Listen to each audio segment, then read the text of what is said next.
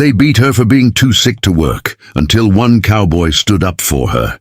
The desert sun burned mercilessly over the wide ranch, turning the earth into cracked shades of gold and brown. Dust rose with every step the workers took, clinging to their clothes and settling into tired lungs. Among the laborers moved Eliza, a young woman whose quiet determination once made her one of the strongest workers there. But lately, something had changed. Her movements were slower, her breathing heavier, and a constant weakness seemed to follow her like a shadow she could not escape. For weeks, illness had been stealing her strength little by little.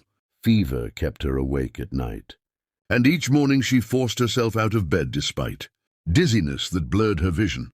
Missing work was not an option. The ranch was the only place that gave her food and shelter, and anyone who failed to keep up was quickly replaced and forgotten. So she worked through the pain, hiding her cough behind her sleeve and ignoring the ache in her chest. That afternoon the heat grew unbearable. Workers hauled buckets of water across the yard, while overseers shouted orders without mercy. Eliza struggled to carry a heavy bucket toward the horses, her hands trembling violently. Halfway across the yard her strength gave out.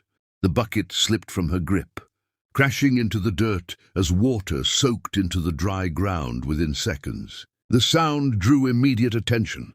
Mr. Carter, the ranch boss, stormed toward her with anger blazing in his eyes. He believed weakness was nothing more than laziness, and mistakes were punished quickly.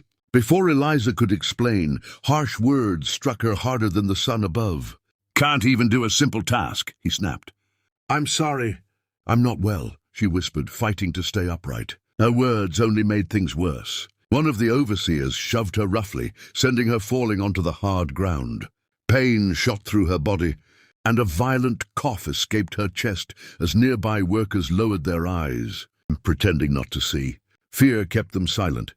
They knew interference meant punishment. Eliza tried to stand again, but her legs refused to cooperate. The world spun around her, and the noise of the ranch faded into a dull echo. Still, no one moved to help.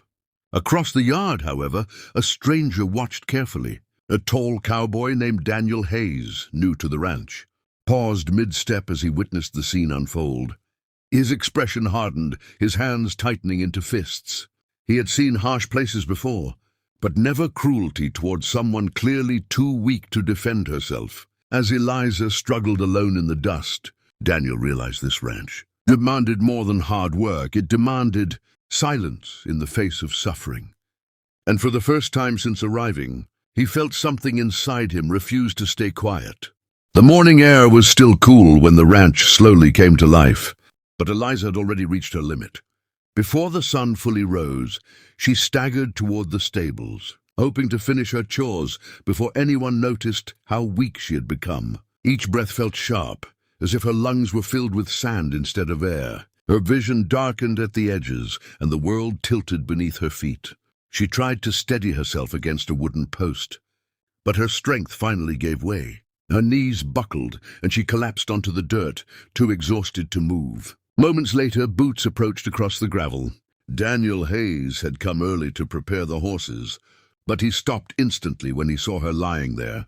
For a second, he thought she was unconscious. Kneeling beside her, he noticed the heat radiating from her skin and the faint, uneven rhythm of her breathing. "Hey, can you hear me?" he asked softly. Eliza's eyes opened slightly. She looked confused, embarrassed more than anything else. "I just need a moment," she whispered, attempting to sit up. But a wave of dizziness forced her back down. Daniel frowned. It was clear she wasn't simply tired. He removed his hat and placed it under her head to shield her from the rising sunlight. Up close, he could see how pale she had become, how her hands trembled uncontrollably. "You shouldn't be working like this," he said firmly. Fear flickered across her face.